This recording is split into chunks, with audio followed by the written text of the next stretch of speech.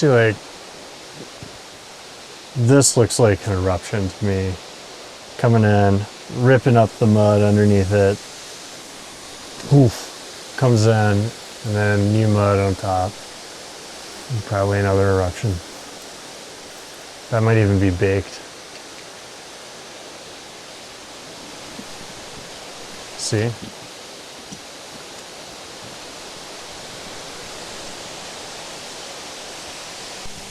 I'm Rachel Miller. I am a second-year PhD student at Purdue University, and I work with Dr. Michael Eddy.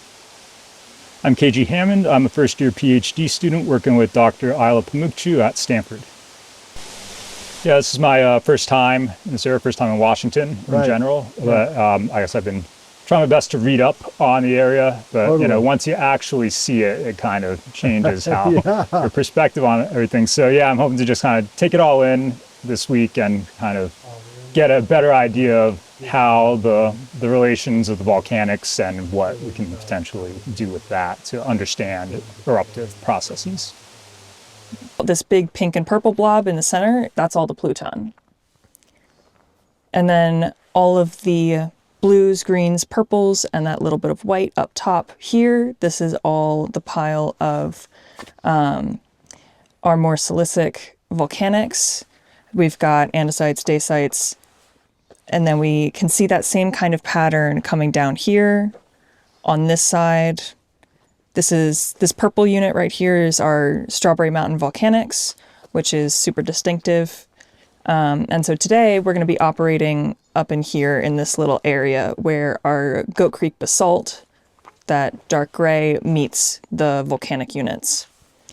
So now we can go to the big maps and take a closer look. Well, Rachel, thank you for that orientation. Where's Mount Saint Helens itself on that thing? Mount Saint Helens is right down here. Okay. Spirit Lake, from which we got the Spirit Lake Pluton name, is this little guy here. And so Mount Saint Helens, when it erupted, sent most of Spirit Lake washing up the sides, and then it sloshed back down in 1980. Now we're zooming in. Oh yes, Russ Everts. These are the guys that did this quad after quad, mapping in the 80s and publishing in the 90s. Okay, so they've been super helpful. Mike, that's part of the reason you chose this area. This detailed mapping was important for you to do your work. Yes, the entire Pluton is surrounded by 1 to 24,000 scale mapping, which is like really the most detailed sort of maps that the USGS puts out. Yeah. And you can see on here, if you come in, each one of these little bands is basically an almost individual flow by flow mapping of the volcanics here. And so the Pluton has this extremely detailed mapping of all the volcanics around it. And then they also split the Pluton into several intrusive units. So the mapping is about as good as you could get here. How can they do that kind of mapping in this? Like the exposure is almost nothing. I think there were a couple reasons they were able to do it. Okay. A lot of this area was in the 1980 blast zone. And so a lot of trees were down. There was a lot of rapid erosion after the trees came down. Oh, wow. And so it's a cool angle. Within the blast zone, they could do the mapping. They also went up creeks where there's bedrock. Yeah. And there was a lot more logging in the 80s where they were able to access more areas. So all the pink is the Pluton. The greens and purples and other colors I can't really see very well are, yeah, sorry. That's all sort of compositionally diverse volcanics. And then the gray that's going like this is a large basaltic unit. And then underneath that is more compositionally diverse magmatism. And so the story here is that there was one package of compositionally diverse magmatism. It's capped with a thick section of basalt, which these guys, Everts and Ashley, thought the eruptive center for that was actually right where we are here at Goat Creek Canyon. And then, if you'll notice how they mapped it here on their cross section, they have an unconformity. So you see the next sequence of volcanic rocks is striking into this boundary with the basalt. So there's an unconformity, and then you get into a new sequence of compositionally diverse volcanism. So today we're parked sort of in here in the basaltic unit that's gray, and we're going to walk up into the bottom of the compositionally diverse volcanics. Excellent. And this whole package is intruded by the Pluton, so it is slightly older than the Pluton based on the dates that are available so far. I thought you were here because the volcanics maybe were the same age as the Pluton. You don't think that anymore? So these are demonstrably older because they're intruded by the Pluton. Yes. As you go further to the east, you get into volcanics that may be age correlative. Okay. We have some initial dates from samples we collected last summer Yes. where we may be missing the critical interval. You and Rachel. So Rachel, when were you guys here last summer? What part of the summer? Do you remember what month? Yeah, we were here in July into early August. So we sampled a couple of the volcanic units, and we sampled the three main phases of the Pluton, just as preliminary work to kind of create a volcanic stratigraphy and then be able to place the Pluton somewhere within that volcanic stratigraphy. So what were those dates? Give us some numbers of some of the, or maybe Rachel has it more than you just.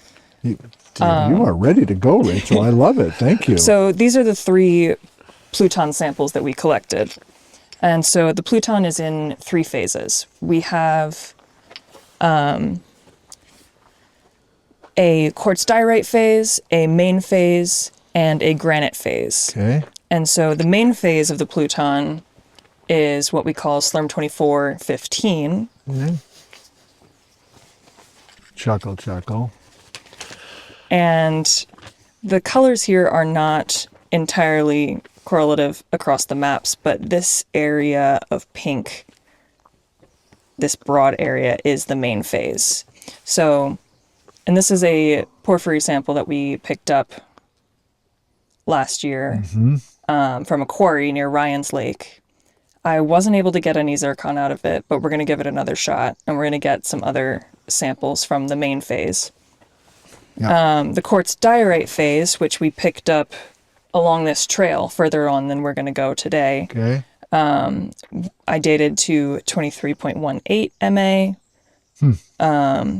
We're still going to get a few more grains to kind of solidify that date and get a more accurate error on that measurement, but that's what that one looks like.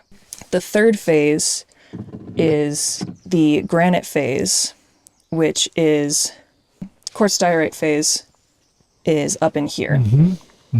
And that's why when we're coming down here from the Goat Creek rocks, we're going to go, if you kept going down the path we're going to go down, you would end up in this quartz diorite phase. See. The granite phase is this dark pink one around the edges. Yeah. But we want to do the same thing at both sites. So the Pluton granite phase is 23.20 MA, which is very, very close to the other phase that we dated, the quartz diorite phase. So it might be worth getting a few more dates out of that to really separate which one came first and which one came second, which should corroborate our field observations that we make. What's interesting here, Mike? Yeah, Well, I shouldn't be in front. besides the coolest rocks ever. Coolest rocks ever. They look pretty green so far. Okay, so we're in. Just kidding. They're 23 million years old. There's going to be some alteration. So if you could see up there, this is actually a really coarse conglomerate. So here we are somewhere close to the top of this Gocrete basalt unit. And we have a super coarse conglomerate. Can you see that from down here? Kinda. Where am I looking specific? I'll Need a laser pointer. go point some things out. Oh boy. Almost there. Oh yeah. All right, so like this is a big class, Yeah. pretty rounded, so it's been transported. You can see those up there, they're like boulder size. Wow. Yeah. So really coarse conglomerate. Very high energy environment, which this is being deposited. And I'm guessing that there was significant topography close by. So we're, you know, pretty close to maybe this unconformity. And we have a big coarse unit like this. How is this reminiscent to Central Washington? We had that big unconformity through the middle of that whole scene when things are going wild with. Yeah. Well, that's what always gets me excited about these changes in depositional environments. Yeah. You know, we don't have any terrains accreting in the Miocene. Right, I just here. cut myself off saying, you know, like when Silesia's coming in, it's like, what's coming in 23 million years ago? I don't think anything.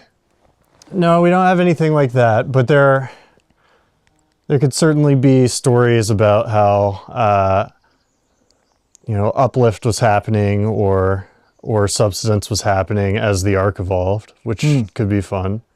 Or this could be a totally local feature, you know. Yeah. And arcs, there's lots of topography that's developed rapidly even. Huh. Let's get you warmed up, Ayla. Let's get rolling here. Get a move on, he says.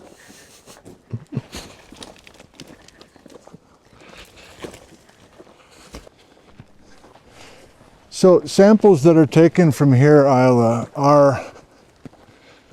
are they literally sent to Indiana and then sent to California? Or like, It depends. I mean, sometimes we kind of take the same sample set and split it up. So some part of it goes to Indiana and some part of it comes with us. Kind of depends on what we're going after, but usually we try to work on the same sample set so that we're getting data that corresponds, that we know that there's a relationship between them and we're not just taking something random. But especially when we're looking at pumice, it's usually hard for us to kind of work on the same piece of pumice. Right. The pumice is not very large. So we'll kind of take the same bulk sample or take it from the same area and then separate things out separately. how likely is it that you'll find pumice here from 23 million years ago? Really nice pumice, very unlikely, but there can be a lot of alteration in these things that get kind of messed up through time by interactions with water in particular, but that will turn a lot of the glass that we look at into clays. But that doesn't mean that there's not good glass to be had, in particular inside of crystals. So melt inclusions in crystals can help preserve some of that information that we would otherwise take from the matrix material that makes up the bulk of the pumice. And then we also go after crystal chemistry, looking at zoning in minerals and different kinds of textures of minerals. So those can sometimes be in better shape than the glass. Yeah. Also. So you and Mike are a team. Oh yeah, we don't have to overthink this. I think we're at the spot. I think we're at the spot. So this isn't the first, I mean, you and Mike continue to work together. We've worked together on a few projects now, yeah. And Mike's just getting the age. Mike just getting That's the all age? Mike is doing. It's all Mike is doing. No, they're spending a lot of time also thinking about the bigger scale, right? They're spending time doing the mapping to some extent and looking at these outcrops and thinking about the large scale questions related to this, which is not something that I spend as much time doing. And yet you're here. Why is it important for, no, seriously, why is it important for you to be here? I think it's great that you guys are all out here together. Is it a collaborative working through, you're still finding major goals for the project?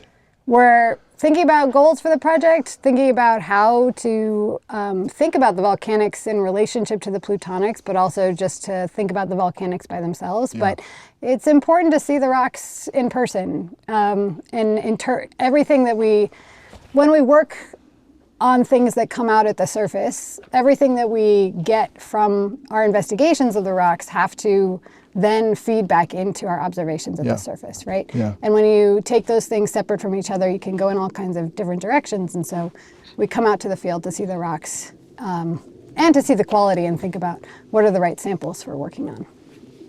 I love it. We're camping together, the whole thing. It feels retro in a way. And yet you guys are the opposite of retro with those labs you have. This where I'm supposed to get really excited? No. Okay, good. Because so far it looks pretty green.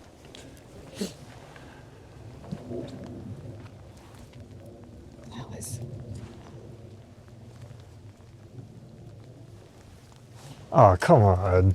Look at these. Oh, you think those? Those are accretionary lapilli? Uh-huh. No. Really? Little lapilli, For yeah. real? Well, lots of lapilli, like all lapilli.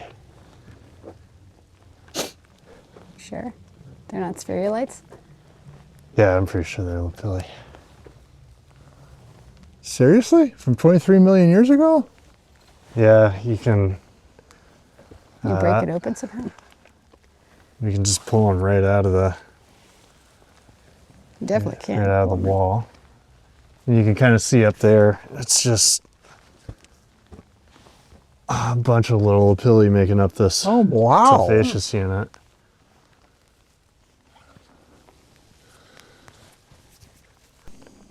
Yeah, and so I can't remember. Did we see what was on top of this the other day? No, we No. didn't. Okay.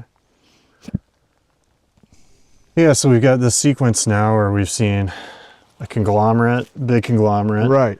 Then we're moving up, and above that was a, maybe below it was a dacitic tuff, which we didn't stop at. Okay. And then a bunch of sand, maybe some more conglomerate. And now we're into a lapilli tuff. So we're sort of in an interesting sequence where there's clearly some river flowing through here. Plus we're getting compositionally diverse magmatism because there was a dacite, which we saw some quartz in, right? Yeah. I think so, yeah. So silicic, and then cool lapilli tuff, which I told you was going to be cool. It's very, very interesting. I don't deny that. I mean, this whole, why are they here is, I think, something of a question. This thing's really green and gross. Yeah, I know. That's all I ever hear from Ayla. Green and No, gross, I mean, green and gross. it's really, it's interesting. Evidently, they're very resilient little things. Yeah, I mean, I think it's just If you stand basaltic here, ash, You can look out over the whole and you're making valley. these lapilli. But if they're erupting into a on the wet side, environment, I kind of would think that they would You can see the then, whole- under their own weight, get squished. But they're not. They're all spheroidal. And Yeah. so, like, it kind of makes me wonder if they This is your forming field an area, atmosphere and then Rachel. accumulating, Rain right? down. Maybe. Well, those really are stunning, I have to say, Yeah, from more than 20 million years ago. something else. There's some big, chunky crystals in them. Haven't figured out what they are, but they're there. So the regional structure here is that these volcanics, including as soon as we get on top of this into the, like where the cave is, the Yeah. compositionally diverse stuff, it's generally dipping shallowly to the east. And then close to this place called Burley Mountain, it comes back and dips the other way. And so you're making a syncline. And the youngest rocks we can get from this sequence are in the middle of that syncline. It's called the Pole Patch Tuff, which is a pumiceous tuff that's really not well exposed. I am actually incredibly impressed that they mapped it to begin with. Yeah. So we walked through their entire area where they had it mapped, couldn't find anything. We finally had to dig into a hillside like pretty deep to get to some bedrock where we pulled out a pumice-rich tuff. You wanted that pumice for Ayla. Yeah, But more than Ayla, why was that particular unit so important to you? it's the absolute youngest thing we could get in the pile, so we wanted to get a date on it. Yeah. And we did get it, and it is 23.8. 8. And that seems to be fairly solid, Yeah. although, Got about 10 grains all mapping right on top of each other, making the nice bullseye.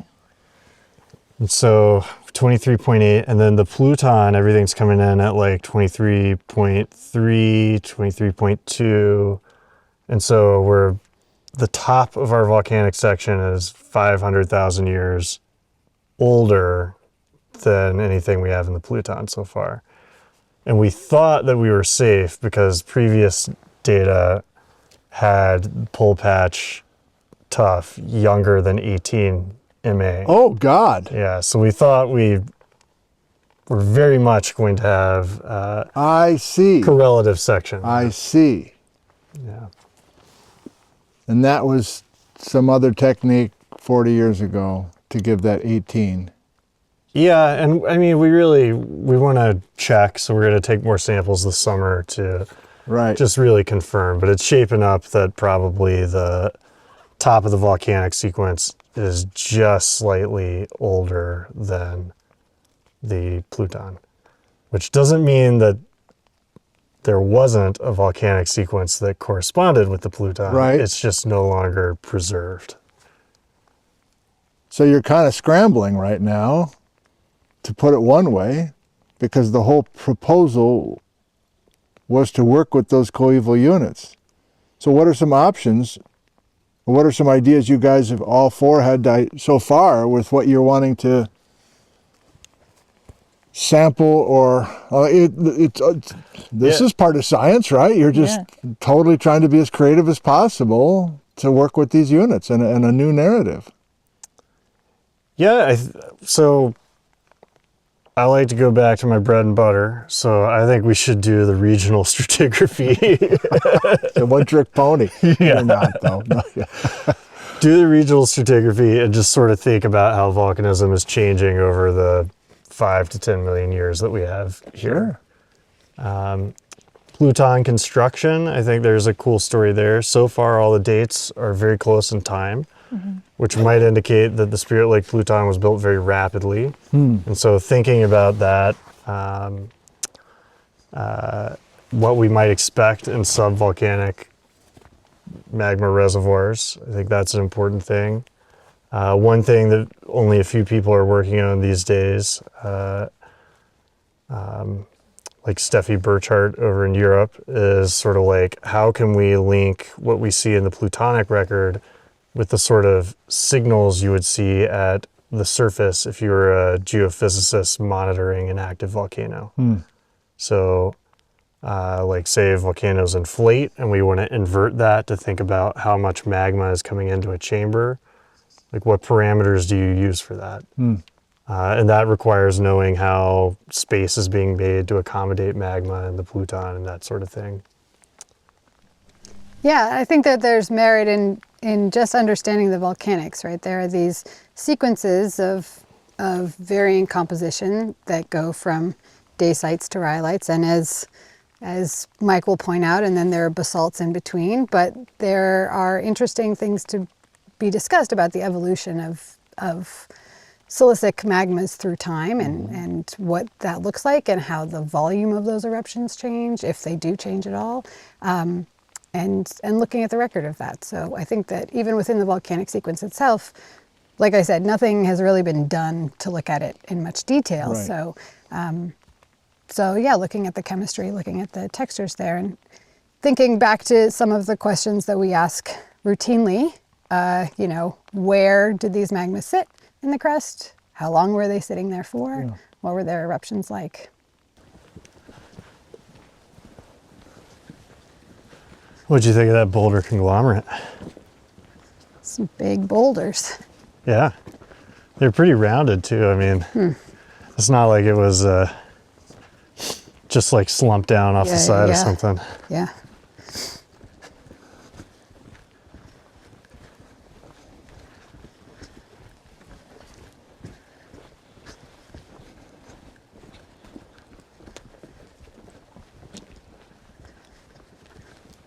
Let's get to that so Ayla can have some pumice. Really played up this pumice, Mike. Careful. All these crumbs of 1980 aren't enough. Oh, is that what we have? Yeah, all the. Let me find Yeah, some how do good you know? stuff. It's not just 1980. Yeah. KG's got some idea. You'll see. Just kidding. Yeah. All this yellowish pumice. This is all eruption from 1980, Mount Saint 1980. Helens. Came right out of your hat. Oh, yeah. Yeah. BR, before Rachel.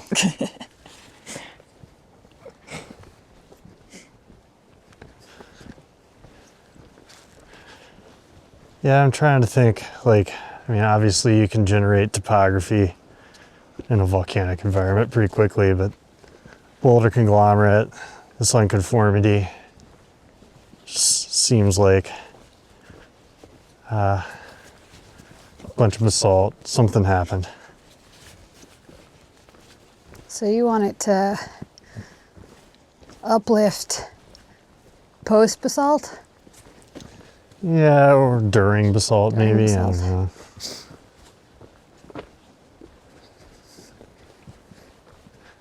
I think like Rachel would have to like go through a bunch of sections and sort of see the relationships across a wide area, Yeah. which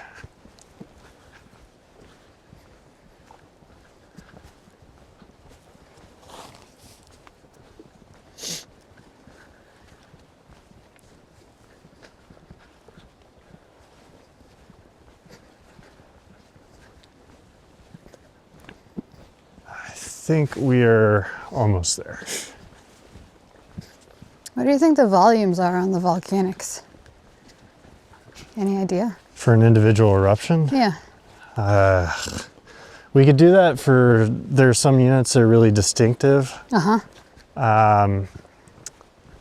Other stuff, I don't know. Yeah, fair enough. Like tuffs, I don't think that there are any that are characterized well enough to get a volume. The Strawberry Mountain Daysite, I think we could get a volume on. Might be worth it.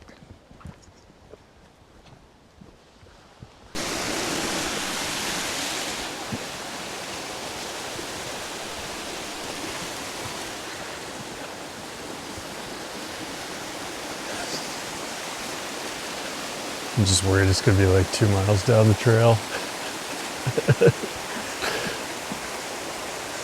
It's approximately, it's a Mike Eddy approximation. 1 mile. New demo stereoscope, and she was looking, she still couldn't find them, but she was picking dry. And the second you put some isopropanol in them, they just suddenly popped out. She could see the relief. Yeah, so there are a lot of them. And there seem to be two different textures. They're like these big, fat, stubby ones, and these more prismatic, elongate ones. I don't know if there's anything to that, but it's interesting. Prismatic elongate ones are gonna give the eruption date. Yeah, I want you to tell me about this one too, because there's like, I think there's grading. Maybe Grading even in the cave. yeah. And then I think, if I remember correctly, there's like some like mudstone or something like. Like a hiatus, or Yeah. or just like an ashy mud thing. Look at this beautiful outcrop. Exactly. All right. Tough Cave Waterfall. Oh my god.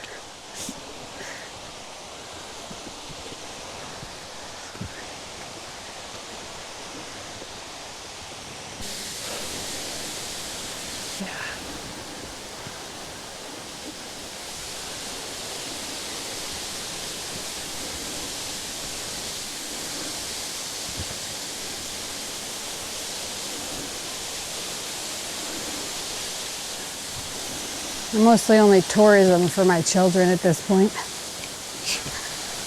Wow. Well, the nice part about this is there's a good outcrop right on the trail there, and then you can get up into this cavey area, Yeah. and it's pretty. Sure is scenic. Gosh.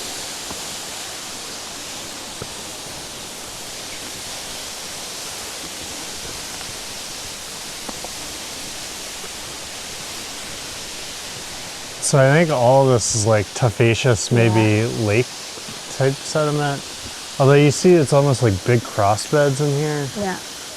Yeah. So I don't know, this is for, you know, a tough person. And I think there were like pumice rich areas, but I don't want to oversell it. Too late for that.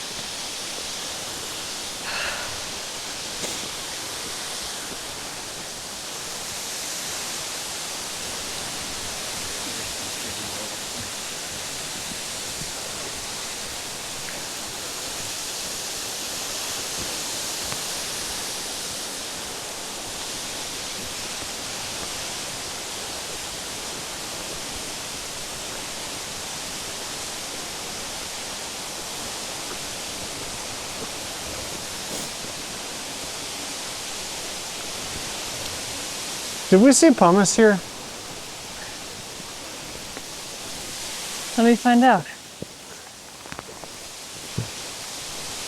Or is it just this ashy, lakey type stuff?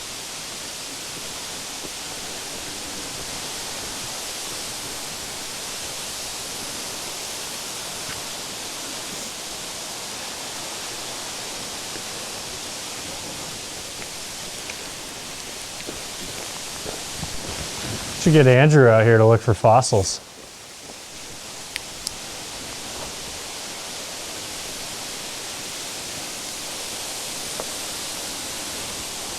Yeah, there are crystals in it. This is our destination, Nick. I love it. Thank you for being the field producer and scouting out exactly the most photogenic spot, Mike. And team. Okay, what are some basics? And then we'll get down to the detail of what Ayla maybe can do with something like this outcrop. So this is... So we are in the second set of compositionally diverse magmatism that's on top of that basaltic unit. Worked our way up section. Up section, Yeah. above that potential unconformity. Okay. And then here, I think, although I'm not positive, what's capping this overhang are lava flows, so probably dacite or andesite up there. Huh. And then what's making this big recessive area is really tuffaceous sediment. Tuffaceous sediment. Yeah, How so is this different than the tuff in the Chumstick, for instance, where that was those little tuffs were ledge formers and then the sand was a little more crumbly? This is just one big fat version of one of those tuff beds within the Chumstick? Or you're in like a lake or a pond or some sort of Oh. depositional environment where really the only sediment available to you is like really fine-grained tuffaceous material. I see. Yeah. Just layer after layer. But it's not, is the sediment tough, or is it a mixture of, does it appear to be a mixture of clastics and then the tuffs are all kind of mixed in with this Just stuff in this basin? from looking at it right here, right. it looks like all tough. But in volcanic rocks, it gets a little complicated in the sense that you can have an eruption, like say you blanket the whole area in 1980 with ash around here. Right. And then 100 years later, 50 years later, 10 years later, you remobilize it Right. and it gets redeposited. So it's no longer the primary volcanic deposit, but it is still composed entirely of that material from a single eruption. So those rocks we call volcaniclastic, and they could either be volcanic material that has been remobilized long Right. distances Yeah. or just a little bit. This was low-lying to collect these sort of thinly bedded tuffaceous sediments. And there's hope, there's pumice here for you? I'm imagining, I'm greedy now. I want big golf balls of fragile pumice, but I'm with you. with deposits of this age, You should go across. and especially if we're reworking a bunch, a wide, you're, flat if you area. have pumice, You can there's look little more closely scraps at it. of things to work Well, with. there are, so this reminds me a lot of an outcrop that I take my students to Back out in the sun if you could, wouldn't mind. just outside of Lassen. Okay. And it's an interesting deposit in that you see all of these very thin layers, very similar to this. Some of them have this same kind of texture. But as you go into it and you look a little bit more closely, you do find little tiny pieces of tephra, little tiny pieces, essentially microscopic pieces of pumice. And those can be useful in the same way that big class of pumice are. You're a little bit more limited in what you can do. Right. Now the tricky part here is definitely to figure out whether or not this is going to be telling you about what it is that you You stay right here. think that you are looking at, right? Because Yeah. in this environment, it is more dynamic than just dropping something there and in place. So you have to be careful about your interpretations, but there may well be pieces of tiny little bits of pumice or glass that we can go after, and equally the minerals and crystals. So if you take a piece of this and you look at it under Hamlin's, you do see little crystals in there. So you just have to be careful about how you interpret that and make sure that this whole thing is well understood in terms of where it's coming from and those questions of reworking and whether or not it's actually what you think it is. Yeah. This looks like an eruption to me. Coming in, ripping up the mud underneath it. Poof, comes in, and then new mud on top.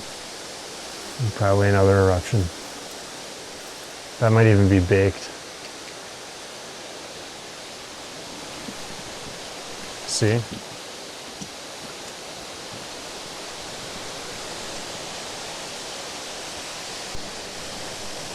Maybe even loaded in places. Certainly, yeah. It looks like a thing. Columns, so this was a flow.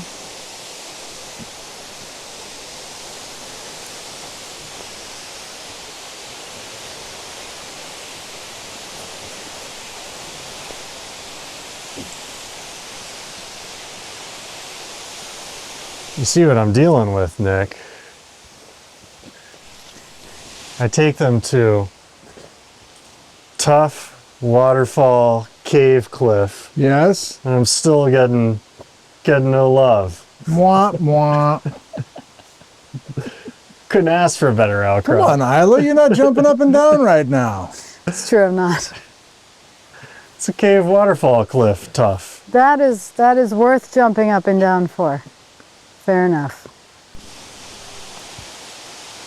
So what do you make of this change right in here? So I thought maybe the tuff was super thick at first glance, but there's certainly this little recess just with this little 8-foot Yeah, thing, and then I think this might be a flow above it.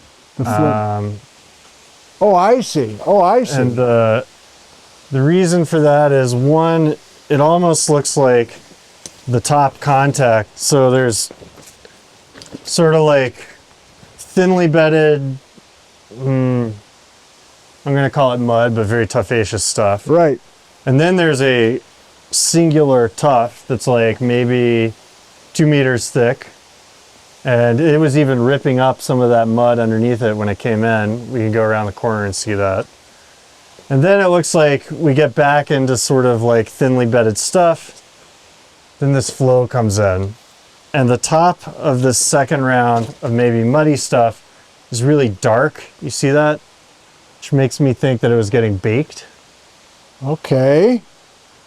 And then if we look up, you can see almost like the beginnings of columnar joints in here. Like this guy. Right. And so I kind of think that this would be either a sill or a flow that came in. We don't know anything about how deep these things came from. And so there are questions about, where is rhyolite generated? Where are these silicic magmas generated? And what's the condition of the crust when they're generated? So even those very initial questions of like, what was the temperature and pressure of these magmas is something that we can learn from crystal chemistry. And equally, the melting inclusions inside of the crystals, if they are in good condition, we can investigate those. Is that a new technique? That feels like a pretty basic That's question. a pretty standard petrographic question that you have to do. You always have to do that baseline understanding. But getting things like pressures and temperatures is not simple. Our methods and our proxies for doing that are not without uncertainties and not without complications in how you actually apply them. So it takes a lot of thinking to actually interpret that data. It's easy to collect the data. Right. It's difficult to understand what it means.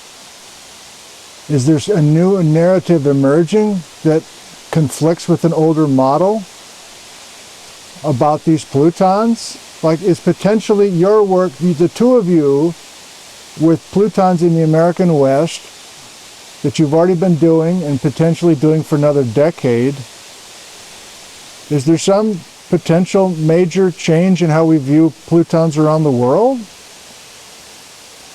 I'll let you answer that question, Mike. In the places that we've gone so far, it seems like intrusive activity follows eruptive activity. And it may or may not be associated with an eruptive hiatus, which is, that's not necessarily a new idea. Other folks have talked about that previously. Like Alan Glazner, Drew Coleman, and John Bartley have discussed possible volcanic hiatuses during Pluton construction. And that's been the case so far in the places we've been. But I would say that the switch in timing from extrusive to intrusive activity is so fast that things are ambiguous. Like, as to why the switch is being flipped, or if there was some overlap in time, or if it was super abrupt. I mean, we're talking about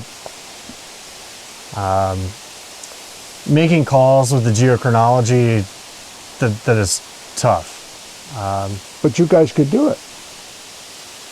The instrumentation now could actually document that as opposed to just being an idea a generation ago? The challenge is if you get a sample, let's say a volcanic sample, we want to know when it erupted. The zircon is either growing before or during the eruption. And so if we start to resolve differences in age between individual zircon, right, now we have a tough challenge of, well, what is the eruption date? I see. And for some of these places, like how you interpret the relationship between intrusive and extrusive activity comes down to how you make that interpretation. And so it remains ambiguous. Yeah. And it strongly depends on who the person is that's making the, say, the age interpretation as to how things would connect or disconnect. I see. I'm getting it now. I'm getting it now. Well, that's fascinating. Thank you. I mean, whether it's here or the next project, if you guys are picking, are you already thinking about the next place that you could work on this? Do this question? I mean, I don't think we've touched sounds on like that. a pretty sexy question. I think that there are really good reasons to go back to Searchlight, because there's a whole section of the volcanic sequence there. There's been a lot of work, decades of work that have been done looking at the rhyolitic section of the volcanics there, that I think is very compelling that there's a genetic relationship between the Yes. two. But there's a whole section lower in terms of the volcanics. There are these trachyandesites and trachydacite that have been not looked at in any kind of detail. And they are much more crystal rich, they're less silicic, they're much more complicated crystal textures there too. So the ages are still, at least for the older ages that we have on those deposits, they still allow for a relationship between the Pluton and the volcanic. So that's the first order observation you have to make, is that Right. if the ages are similar, then there's the possibility. But Right. there's more that needs to be done Right. to understand the nature of that relationship. And I think the same is here. And yeah, why do some systems produce volcanism at some point, and why do they produce plutons at other points in time? Yeah, open question. Yeah. And there's petrologic reasons why, like high silica rhyolites, they should have corresponding plutons. Just like basic petrology and phase diagrams would Right. suggest that has to be the case. But yeah, it's been tricky finding the exact places to make that link.